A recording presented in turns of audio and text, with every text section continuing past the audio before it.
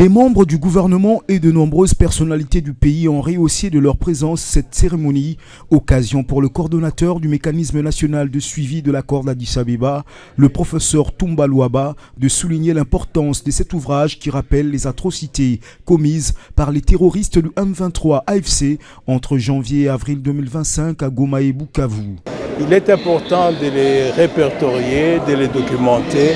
pour pouvoir s'en servir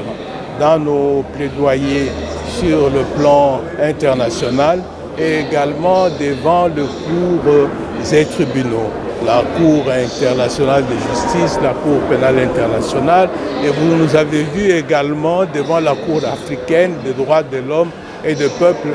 dont nous attendons la décision sur les exceptions soulevées par le Rwanda. Plusieurs autorités telles que le président de la Commission nationale des droits de l'homme, la ministre des Droits humains et le vice-premier ministre, ministre de l'Intérieur ont salué la publication de ce document conforme à la volonté du gouvernement de disposer d'un outil recensant les crimes des 3 dernières décennies dans l'est de la RDC. Ce processus vient s'inscrire dans notre démarche en cours de doter la République démocratique du Congo d'un outil clair et fiable lui permettant d'avoir un bilan exhaustif de tous les crimes qui continuent à se perpétrer sur le territoire congolais.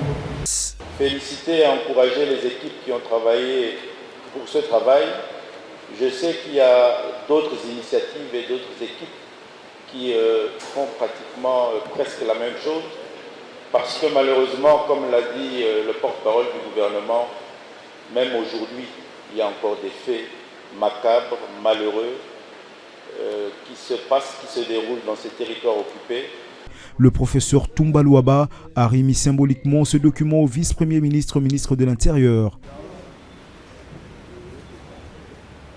Alors que ces crimes graves perdurent, le MNS appelle au respect de la résolution 2773 de l'ONU exigeant le retrait des troupes rwandaises du sol congolais. Cette cérémonie, qui a réuni plusieurs hautes personnalités politiques, les corps diplomatiques et des ONG de droits de l'homme, a été suspendue par la projection d'un film sur la mémoire du Génocoste ou de génocide commis en RDC par les rebelles du M23 AFC.